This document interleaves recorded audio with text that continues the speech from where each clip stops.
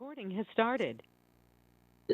Good evening, everybody. Welcome to the January 18th RTM committee meetings. Can we all please rise for the pledge? I pledge allegiance to the flag of the United States of America and to the republic for which it stands, one nation, under God, indivisible, with liberty and justice for all. Okay, thank you. So just as a reminder, please have your cameras on, and if you have a question for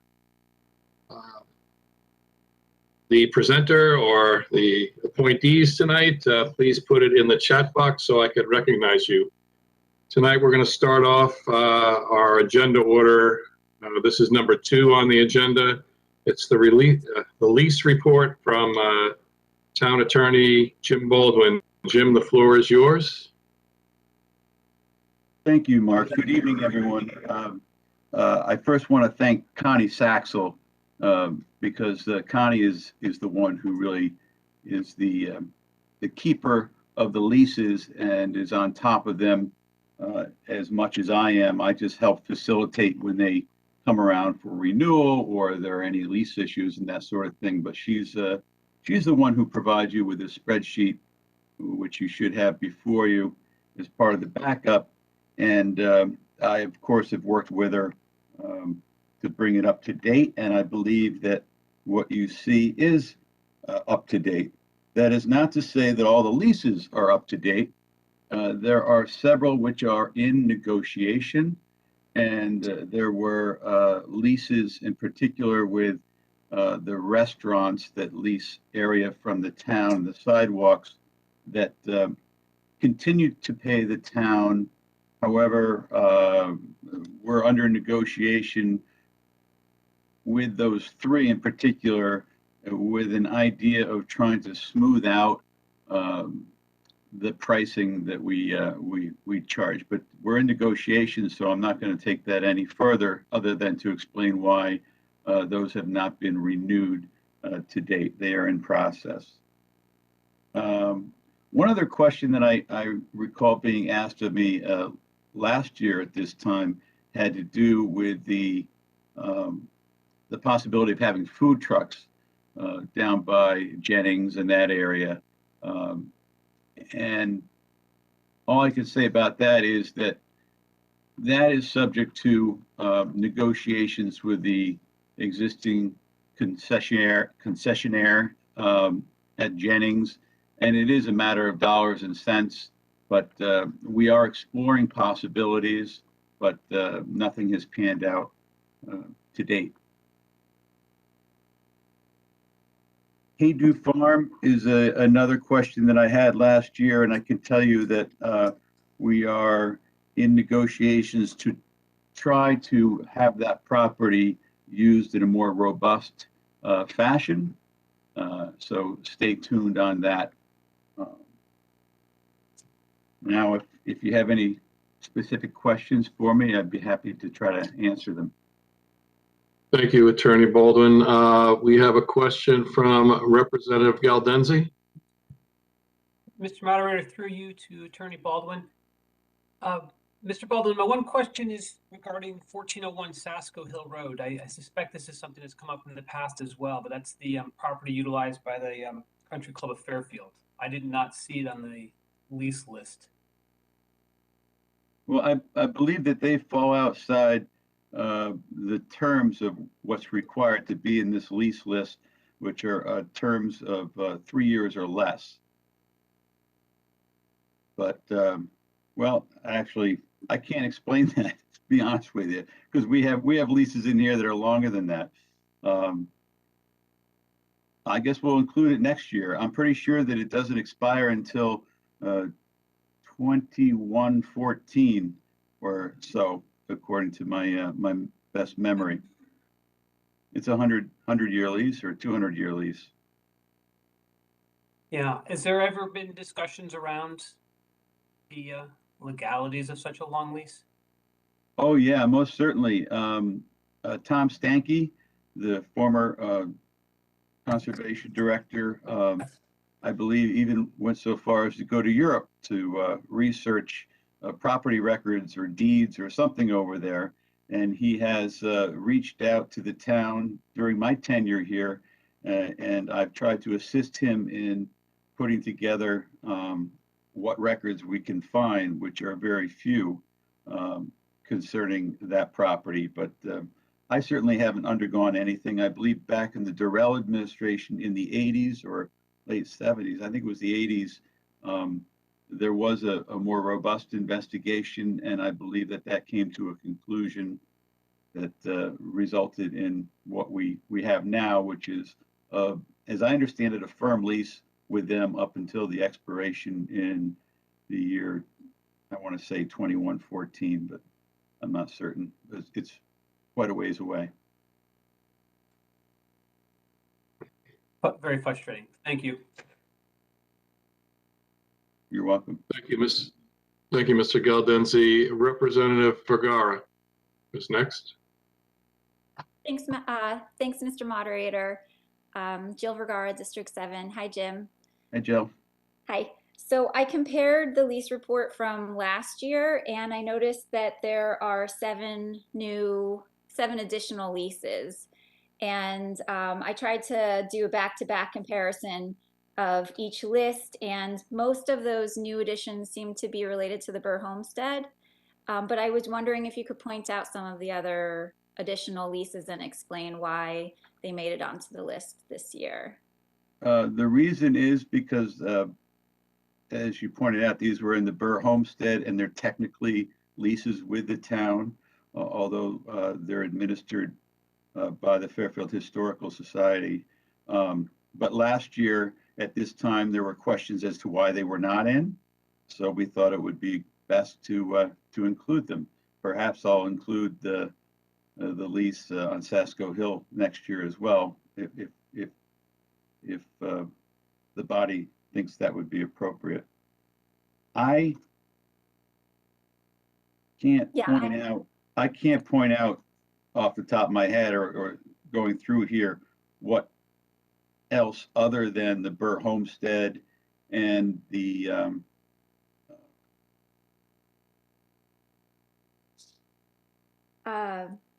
I believe that you added Sullivan McKinney. I think maybe Sullivan McKinney wasn't on the list before, possibly. Okay, that's possible, and maybe the old Academy building possibly might be another one. And I don't remember seeing the U.S. Coast Guard Auxiliary on 595 Turney Road, but I might be wrong about that one.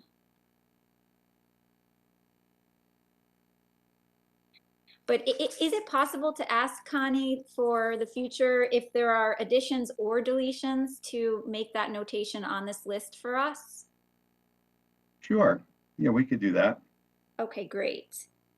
And I also noticed in comparing the two lists that the revenue actually went down. It declined by about 11,000, which is surprising since rates for everything have gone up. I wanted to see if you knew why the revenue might have gone down. I think that's a question that would be better asked of Connie, because I can't tell you off the top of my head. I do know that the Fairfield Municipal Credit Union, they're no longer leasing space from the town effective December 1st, but I don't think that would affect the revenue numbers. Certainly not by that much, but perhaps that's it. Okay. So I did notice that a lot of the leases stay flat, even for commercial properties like a child's garden, where we're leasing out to a business. And so I went back to some of my notes from, back to 2016, 2017, and the amounts that we've received really have stayed stagnant. And I wanted to get an idea of how, when you're negotiating these leases, how you assess like market value for this, and how you determine the best use for the properties. Jim Baldwin again. If I may, a child's garden most definitely had increases, and those increases are consistent with the increases that have occurred over many, many years at the same rate of increase. So I'm not sure on what Okay, basis you're suggesting their rate is the same. it was 73,300 in 2017. It just seems like a very little increase over those 5 Generally, years. to answer your question, because I'd have to look directly at that lease, but I do recall renewing it just recently, and in the renewal process was very careful to stay with I believe it was the same percentage increase as in prior years, and that's consistent with the approach taken with the other leases, is to be consistent with the percentage increase as opposed to just a dollar increase, of course, because that's going to result in lower and lower relative rent over the years. Okay, but what if the property has increased in value? And so what if the market rate has increased, the town doesn't reap that benefit?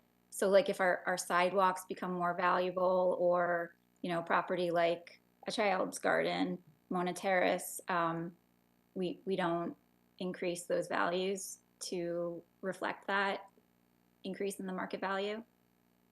I think it begs the question as to how do you determine that the market value has increased without doing a full appraisal? So I haven't done that for any of these leases. They're not. I don't know if paying for something like that would justify the cost. Are these leases ever competitive?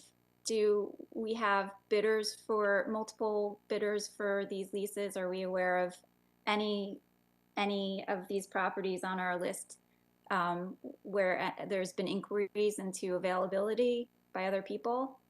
Well, it depends on what you're talking about. Of course, if it's a concession stand, then we absolutely have bids.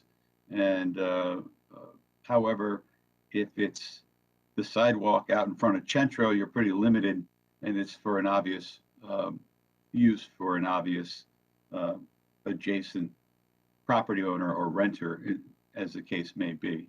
So yes, in those situations, Haydu Farm's another one.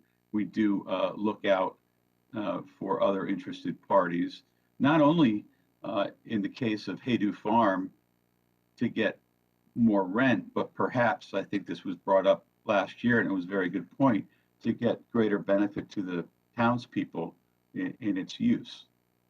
I'm glad that you raised Haydu, because I was interested in it, and I was hopeful that we could get a community farm for the Greenfield Hill area. Has that what have the discussions been like with the Haydu family? I think that it wouldn't be appropriate for me to discuss lease negotiations in this public forum right now. So I apologize, but I don't think I can answer your question. Okay, but they're still interested in using this property? It's my understanding they're still interested in using at least a part of the property. Okay. And you're not aware of competing uses for any of our other properties? There are competing uses for concession stands and the like. Yes, if you're talking about something like some of the offices in the Burr Mansion, I think that those have traditionally been offered to nonprofits and the like, as opposed to looking for truly commercial enterprises where we might charge a higher rate, although anything's possible. And thank you for including the information about Burr Mansion on the lease list. I'm glad that it's included now.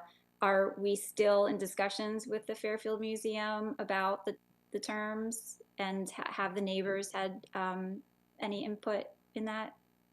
we have had robust discussions with the Fairfield Historical Society, and I think that there will be something to report on that in the near future. Okay, great. Thank you. And I had a couple of other questions. Do we typically cover maintenance costs and utility costs for our lessees? It depends entirely upon the entity which is in there. Very often when you see just $1 rent consideration, the town may be covering those utility costs, but not in all instances. If you're referring to, for example, the pilot house and the what am I forgetting? The pilot house and Sullivan McKinney, they pay their utilities, and there's actually a topic which is being tackled right now that you may be familiar with in terms of the cost sharing between those parties of the utility costs at the facility. Yes, I was aware of the cost sharing, but that Sullivan McKinney had been paying for Pilot House for the utility costs, and that the town repaid Sullivan McKinney for those costs and is paying for the Pilot House's half going forward. Is that correct? That's correct up until the point where you said going forward, we are in discussions with the Pilot House and conceptually Sullivan McKinney to the extent they're involved on how to go forward. But where is that payment accounted for? How much have we paid in utilities? That is a question that I am not able to answer. Okay. But I'm sure that you can get the answer from the administration, whether it's Connie or Mr. Bremer. Okay. And I'm just going to reiterate here just publicly that since this lease is up for renegotiation with the Pilot House that expired in August, that the Sullivan McKinney is a wonderful housing opportunity for our seniors here in town. The town made an effort very early on in the 80s to develop one of these first elderly housing units in the state of Connecticut. Our select woman Durrell was very smart in doing this and insightful, and we have an opportunity to expand our affordable housing units for our seniors there. The program right now, Pilot House, is a fantastic program, serves an important population in our town, but was not running programs from October 2019 until October of 2021 in their facility, and is currently running one program out of their facility on Mondays, Wednesdays, and Fridays for various hours, possibly 2 to 4 hours on those days, which is 12, at the most 12 hours a week. It's really not the best use of a really important resource in town. And so I'd like to say that again publicly, that I hope that the town will make a decision that's in the best interests of the entire town, using a very valuable and important resource and enabling us to accrue more affordable housing points.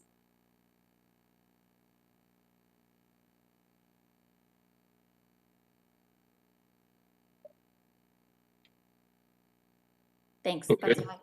Thank you. Thank you, Representative Bergara.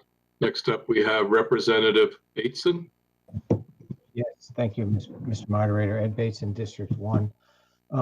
Through you to Attorney Baldwin, not necessarily a question, maybe just an observation and some advice. I see on the schedule a child's garden expires in August of this year.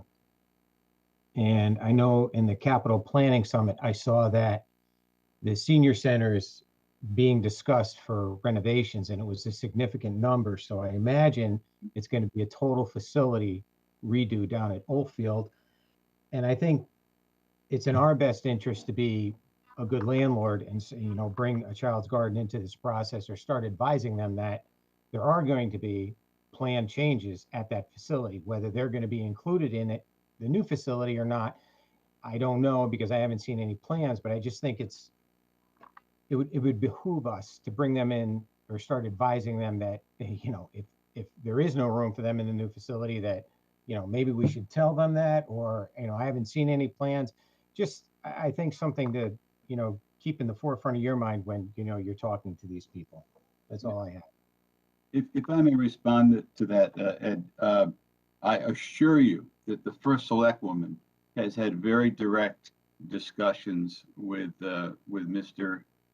Nicholas, I believe is his name, and that was last year, if not the year before, when discussion about renewals came up, and she made it very clear that she had long-term plans for other uses of that facility, of that building, and that it would not include a Child's Garden.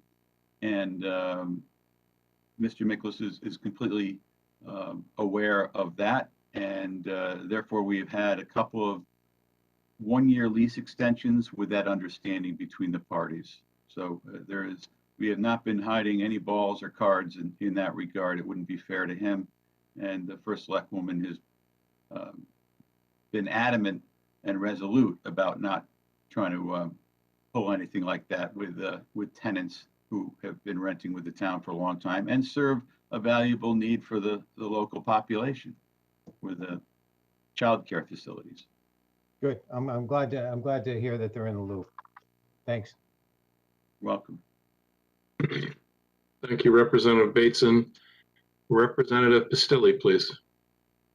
Thank you, Mr. Moderator. Sharon Pistilli, District 3. Some of my questions were covered by Representative Vergara. I had a general question, and if we have a vacancy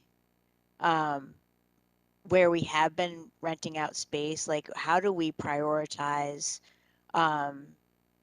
you know, how the vacancy is filled? Like, what's the general process for that? I don't have a quick and easy answer for you because it, quite frankly, doesn't come up very often. But we do have, for example, the vacancy by the credit union, and there's going to be one other at the Burr Mansion as well. So that's an evolving process right now because there are many potential uses. I even suggested the possibility of commercial uses where the town could generate more income. Maybe there's a use for another department or an expansion of a department. I can't tell you that there is a process in place because I think it's on a case-by-case basis is the best answer I can give you. Got it. Thank you. Yeah, those were the two that caught my eye when I reviewed it. And then I had one other question, which you may not be able to answer now, but I'm hoping that at some point in the future, if you have an answer, you could contact me regarding Greenfield Farms. So I run like a sharing garden, like a food bank garden. We don't know yet if there's going to be an opportunity for the community to be able to use any of that farmland. That's correct, but it's understood that there is a large, there's a big sentiment out there for something like that, and so that is in the realm of possibility. So it's part of our consideration going forward with Mr. Haydu, or perhaps another entity or tenant, or both.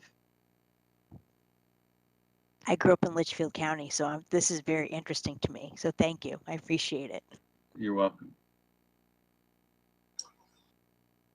Thank you, Representative Pistilli.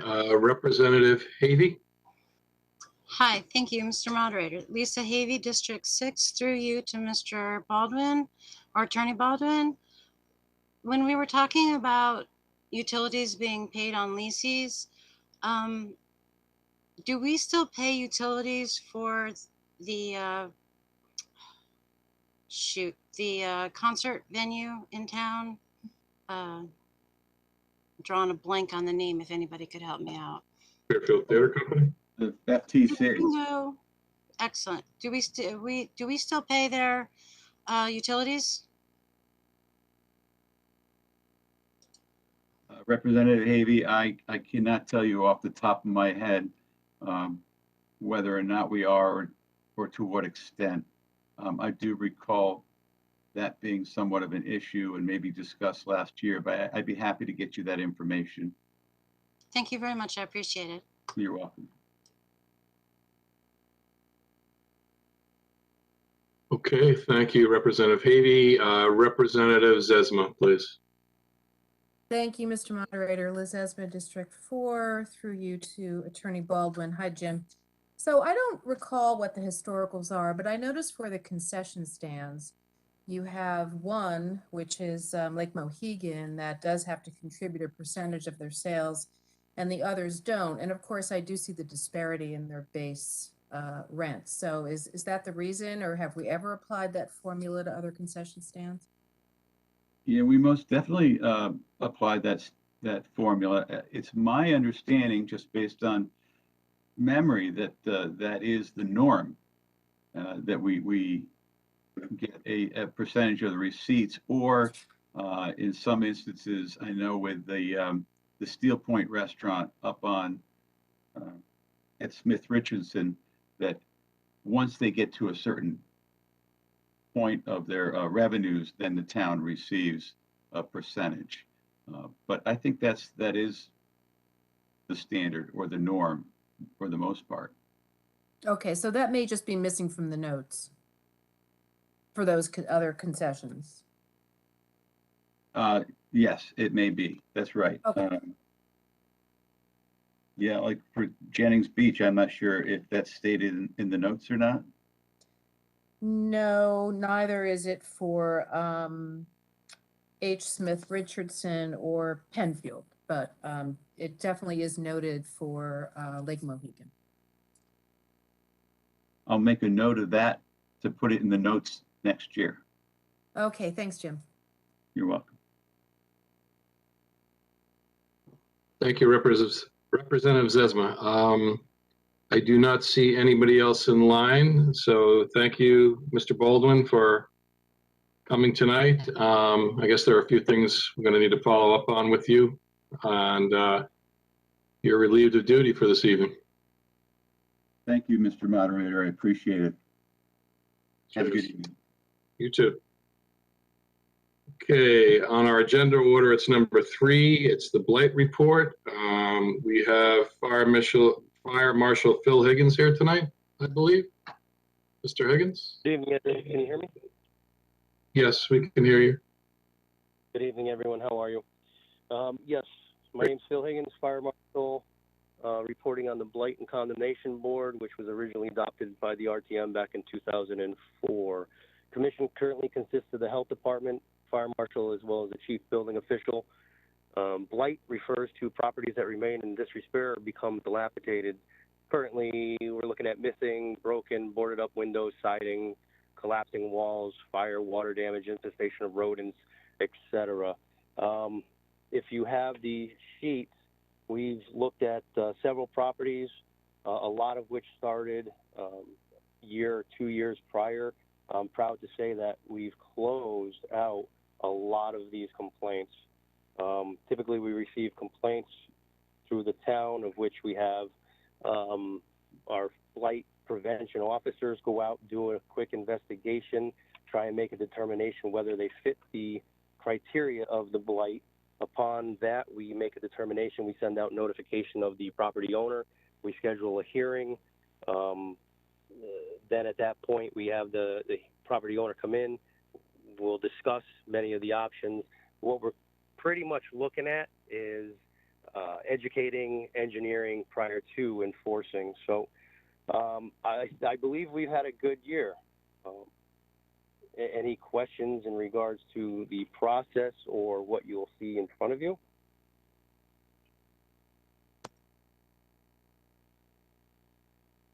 I see a question here for Representative Havey. Hi, Mr. Moderator. This is Lisa Havey, District 6. A question through you to the Fire Marshal. I have a question specifically about 92 Grasmere Avenue. It has been derelict for 20 plus years, and apparently as near as I've been, it's in my district, and I've been trying to figure out how to get attention to it, and I have not yet. It's on my list. I have pictures and diagrams and charts about 92 Grasmere, and apparently the owner pays the taxes, so it's not eligible to be remediated or raised, or it has signs on the door that says it's inhabitable. There's derelict boats, abandoned issues. It's filled with garbage. It's a real eyesore. And given that Grasmere Avenue is getting a beautification rework, it would be a real shame to see that property stand as is with going forward. Thank you. So 92 Grassner Avenue, my understanding is, has been on and off the commission report for quite, going back years. We are currently looking at 2020 in January. We made the determination that it does in fact meet the definition of blight. We've had the property owner in several times looking forward progress. The owner just simply does not comply. If you look at the column to the right, we've made a determination quite a while ago, and it's currently being liened. It's currently being fined, I should say, in excess of $24,000 right now. And that number continues to grow by the day. These numbers also reflect the December meeting. Is there not, doesn't seem like fining is doing the job. What's next? I would have to refer to the town attorney, I believe, in regards to this. Beyond the fining process, I don't know if our committee really has much more. Is Attorney Baldwin still available to ask that question of? Hi, I thought it was safe to leave. Sorry. Okay. You didn't listen to me, Jim. You should have taken off, but you stayed on. This Sorry. is what happens, right? Sorry, Tim. That's all right. So it's been derelict, and it's a real eyesore, and neighbors hate it. There are beautiful homes surrounding this derelict, falling down, broken glass, boarded up, windowed, rodent infested property. What's next? And how long do we have to wait for it? Or what could we do to speed it up? Well, this is the first time it's been brought to my attention, but I am somewhat familiar with I believe that the town can take legal action. It's action which I think understandably people want to use as a last resort, but there are instances where that can be done, and perhaps we need to have a discussion offline about this property perhaps qualifying for that sort of severe action. Be very happy to meet with you. What I can understand from the new land use guidance, or not guidance, from the legislative, is that it opens the towns up to greater actions for owned properties that are repeatedly fined and ignored. So yeah, I would really, my neighbors and I, we'd be grateful, very grateful. As I'm sure a lot of people would. Yeah, it's not safe, and everybody dumps their. They could use a couple garbage cans over there for dog waste. It's a real shame. It's a real blight. Thank you very much. I'll call your office for an appointment. Please do. Thank you. Thank you. Thank you, Representative Havey. Representative Pastilli? Thank you, Mr. Moderator. I have questions on a couple of properties that are in District 3. 280 Tuckahoe Lane, that one first came to my attention in 2017. I happened to be speaking to the gentleman who lives across the street, and he told me that this house has been vacant since the 1970s. And if you look on Google Earth, you can see that the driveway like completely grew in, like there is no driveway because nobody has driven in and out of it. Like, and so I see that this isn't a tie for the largest lien. And so I was just wondering if you have any news on that property. That property is very similar to the property at 92 Grasmere. In fact, same owner, and same owner still does not want to apply. Got it. And how many vacant houses does that owner own in town? Do we know? Because I heard it was I heard that it was like several owned by the same person or something, but I didn't research it myself, so I need to check that. Do not know. The only other one, which I actually like pass just about every single day on foot, is 65 Myro Street. That's a pretty big piece of property. I was just wondering if you could lend some insight as to what's going on there. Currently, we have held on to it at the Blight Condemnation Board. However, that is being passed over to zoning. Okay, thank you. You're welcome. Thank you, Representative Bastilli. Representative Lambert. Thank you, Mr. Moderator. Tom Lambert, District 3, through you to the Fire Marshal. Again, I just want to echo the comments because actually Sharon stole my thunder on 280 Tuckahoe Lane. I can echo what she said as far as neighbor complaints about that property to the point where, I mean, it's a residential neighborhood, one that's transitioning to be, I think, a younger family neighborhood, and there are some serious concerns even about safety as well. So whether to you or to Mr. Baldwin, as far as next steps to take, especially if we have a repeat offender here, I would just ask that serious consideration be given to addressing all this landlords. I know that these types of actions are maybe an option of last resort, but given the repeat offense here, I would just ask that serious consideration be given to this property and for taking the next steps with a legal action, because otherwise it doesn't sound like this landlord is going to be playing ball with the town, and there's really consequences for those of us who have neighbors that deal with this problem every day. So less of a question since Ms. Bastilli stole my thunder, but more of a comment to add on top to echo what she had to say. Thank you very much. Thank you, Representative Lambert. You'll know as you get more seasoned that you have to get in before she does on the questioning. So just think of that for the future for yourself. I can already tell that I have a slow trigger finger. Yeah, if you want to ask a question, you got to get in early and often before somebody else asks it. Representative Perham, welcome.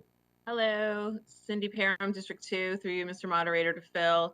I noticed there's like 38 or 40 complaints, but only 25% actually have fines. And I'm wondering what prevents those other 75% from having a fine secured. Yeah, absolutely. Thank you, Cindy. As I mentioned, our board, ultimately, we don't want to go to fines. We realize that, some of these incidents are, elderly residents. Some of these, residents are just down on, they need assistance, and we're here to kind of come up with education, engineering prior to, and we look at it as we come up with a plan. This is what needs to get done. This is how much time we believe you need. And as long as there's forward progress, we'll extend, we'll meet again the following week. I'm sorry, the following month. The next month we meet and they can display a true willingness to correct matters. Like I mentioned, some of these are just windows and siding and dilapidated, property where, the next month they have corrected some of the issues. So that's why we've made some decisions not to go immediately to fines, because the residents or the homeowners, property owners are making that valid attempt to correct some of the issues. Okay, and one more question on that, thank you, is does the town still offer those 0% interest rate loans to seniors up to $20,000? I do recall there was a program for people to fix living space of the home, garages, things that were dilapidated, including siding, windows, peeling paint. Is that still a program that the town offers? And can these people benefit possibly? Honestly, I do not know. I would have to look into that. Yeah, I believe the economic development area, like Mark Barnhart is part of that. So I'm happy to research it a little bit too, but possibly the ones that you mentioned were elderly could benefit from some of those, which I know I've had my own clients, I work with seniors, have benefited from garages that were falling and again, peeling paint and things that don't make, that make their home not up to code. So maybe we could connect the two. Appreciate that. Okay, I'm sure I'll be in touch with you about it then. Thank you.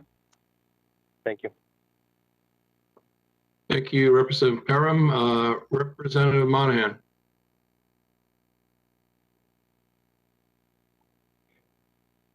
Hi, Veronica Monahan. I've complained about this property through you, Mr. Moderator, to the Fire Marshal. I've complained about 260 Shetland Road, which is in my district, several times now. And I still don't understand what's going on with the property. It's been vacant for, I would say, 13 to 15 years. The windows are not boarded up. They're actually, siding has been used, shingles, cedar shingles have been used over the windows. And I just don't understand how, with neighbors all complaining, at one point I know 5 or 6 years ago, the house was spray painted on the roof. There was a call before you dig sign in the driveway. After complaints were made, then that disappeared. They no longer were going to do something there. And it's an eyesore. The neighbors have complained about it and people have given up. So I'd love an update on that property, please. Well, the property came on in September of 2020 and was removed in January of 2021. I do recall the complaint coming in, and I do recall some of your concerns in regards to the spray painting. When we went out and investigated or took a look at the building, all the complaints, the majority of the complaints that were made have actually been removed and were not found to be within the definition of blight, and that's therefore why we removed it at that time. If you're more than welcome, your constituents are more than welcome to enter new complaint forms, of which we would, once again, go out and inspect.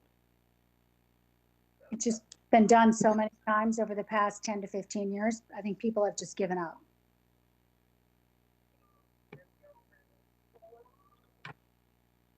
Again, at that time, it did not meet the definition of blight when we went out and took a look in January. I'll be submitting additional pictures on that property tomorrow. Okay, thank you. Thank you, Representative Monahan. Is there anybody else? Going once, twice, 3 times? Mr. Higgins, appreciate you coming tonight. Thank you very much. Maybe you'll be available next week, so I guess maybe just be around because there's a couple of questions there that we might want to follow up on. Okay, thank you very much. Okay, thank you for coming tonight. I appreciate it. Have a good night. Thank you. Okay, on our agenda, number 5, the appointment to Employee Retirement Board. We have Mr. Jim Brown. Jim, are you with us? Yes, I see you. Good evening. I see you and I hear you now. Okay. You're not used to being on this side of the camera, I don't think, but you're up. Well, thank you. I appreciate that. And I appreciate the first Selectwoman's recommendation and this RTM's consideration for me to be appointed to the retirement board. As many of you know, I was on the Board of Finance for 12 years, served 8 years as vice chair and 2 years as chair from 2019 to 2021, and then retired. But I did ask the first select woman that if there was an appointment available on a board or a commission where I thought that I could be of some good use, could contribute in a meaningful way, that she would contact me, which she did. And I believe I can contribute to this board. There's a few of us on the RTM here that were on the Board of Finance, so you know that we receive quarterly updates from the Joint Retirement Investment Board, and so I received 48 of those updates, plus it's a large, significant part of our budget process. We listen to the actuaries once a year, so I'm quite familiar with the documents. And so I thought I would give this a shot, and I'm here tonight to ask for your support. Thank you, Mr. Brown.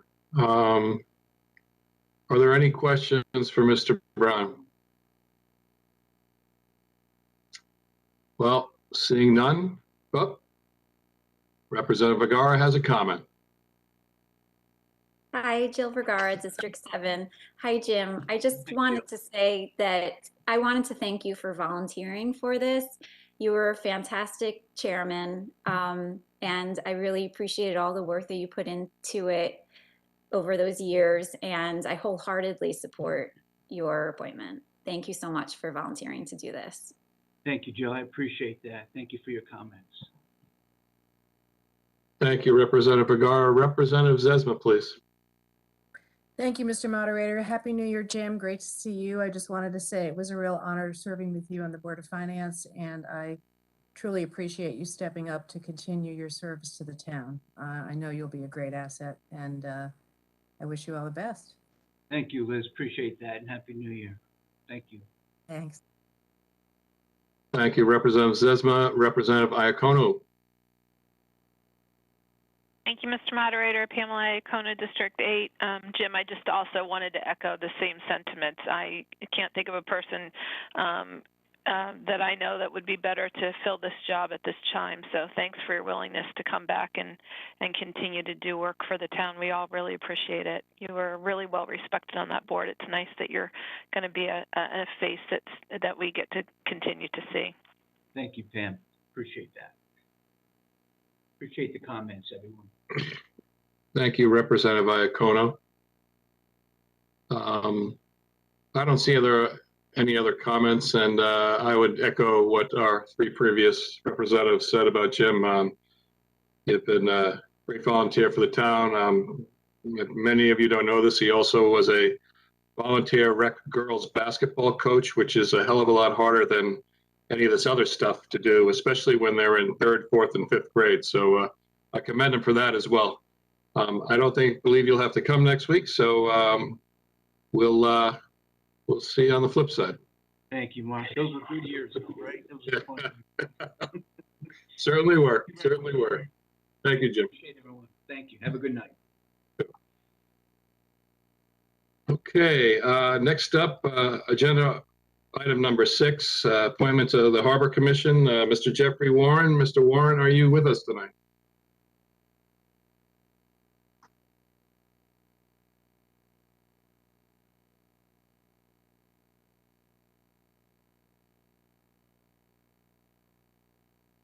Let's see, does anybody see him on here anywhere?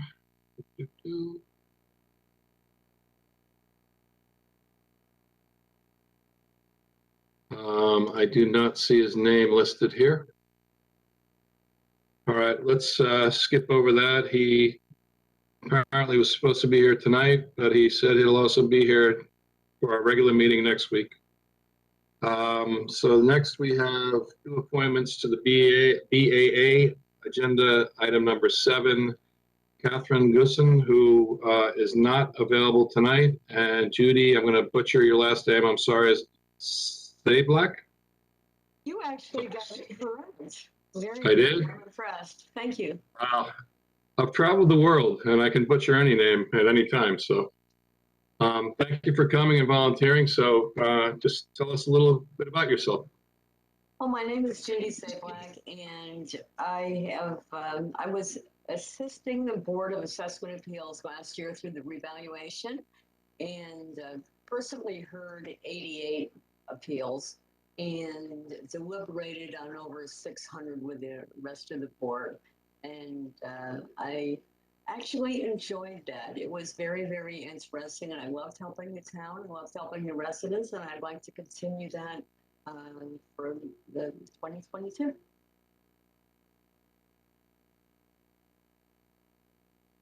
Thank you, Judy. I don't see any questions, but I have a question since nobody else has stepped up yet. And I'm gonna ask it before you, Representative Pastilli, because we know what happens. Could you just walk us through the process of an appeal hearing, how this works? Because I don't think any of us on this on the RTM really know how it works. Are there a number of the board members in the meeting with the person appealing? Just kind of at least help me out. I don't know if anybody else feels the same way, but all right, so I'll try to give you a brief synopsis of the whole. yeah, the idiot's version is fine. That's all good. All right, so at the point where a taxpayer believes that they are aggrieved because the taxes are too high, they're going to submit an application. And when they do that, there is a particular period of time when you can actually go before the Board of Assessment Appeals and state your case. So the taxpayer would come and state the case to one of the members of the Board of Assessment Appeals. And we actually did this in town hall, and each member listened to a number of different cases. And then after we heard the cases, we all sat and then we deliberated on those cases where the member that heard the appellant would state the appellant's case to the remainder of the board members, and then they would deliberate and decide. Does that help? Yes, so the initial meeting starts as a one-on-one meeting, and then it's once you get that hearing over, then it goes to the board for a discussion and a vote. Yeah, it's actually not even an initial meeting. So what happens is they're going to start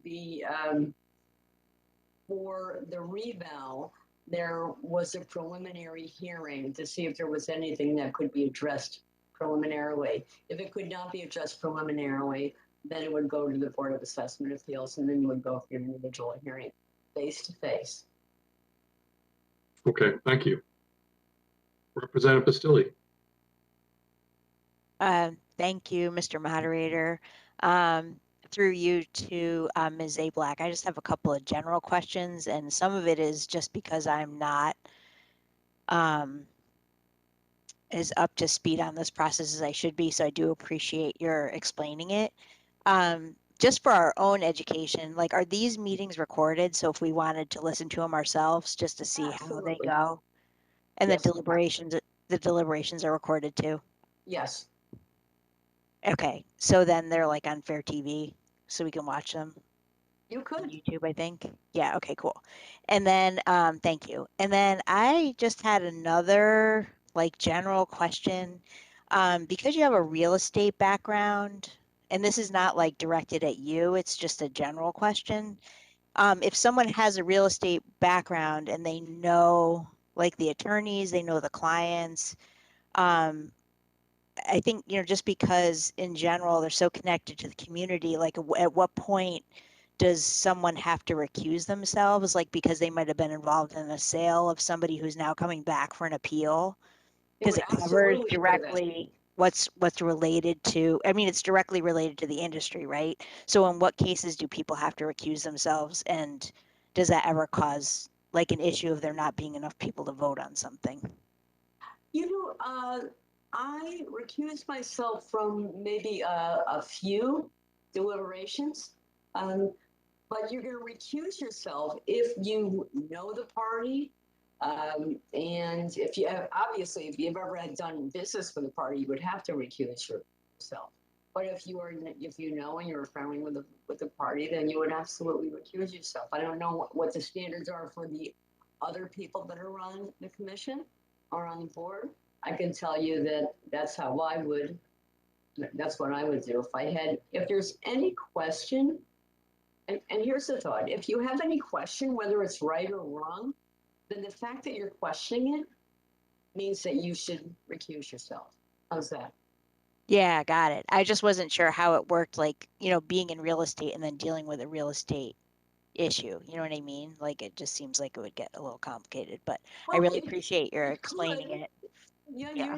you're absolutely right. It could, if you had if you had a client or a past client, yeah, then you would recuse yourself. However, I'm actually throughout Fairfield County. My office is actually in Westport, although I live in Fairfield. So, there's not, with the thousands of homes in Fairfield, it's a minor chance. I got it. Okay, great. All right, awesome. Thank you. I really appreciate your responses. You're welcome. Thank you, Representative Stilley. Representative Monahan. I'm Veronica Monahan, District 1. I just wanted to say that I know Judy professionally to real estate, and I find her to be very capable, and she's excellent and very unbiased at what she does. And, I'm very happy she stepped up, in this capacity. Thank you very much, Veronica. I appreciate that. Thank you, Representative Monahan. Anybody else? All right, I don't see anybody else. So Judy, thank you again for volunteering, and you don't have to come next week. Thank you very much. Good luck. Thank you. Everybody. Thank you. Thank you. Okay, folks, just a little housekeeping. The chairman, please, when we break out here to our committees, let's just say one more time, is Mr. Warren here or no? Okay, I guess not. Committee chairman, please record your meetings. And I'm going to adjourn the meeting now. I don't think we have to have a motion. So we'll adjourn to our committee meetings, and I'll see everybody next Monday. Have a great rest of the week and weekend, guys. Bye. Thank you. Thanks, Mark. Thank you, Mark. Have a good night. Hope your hip's good. Thank you. Mark.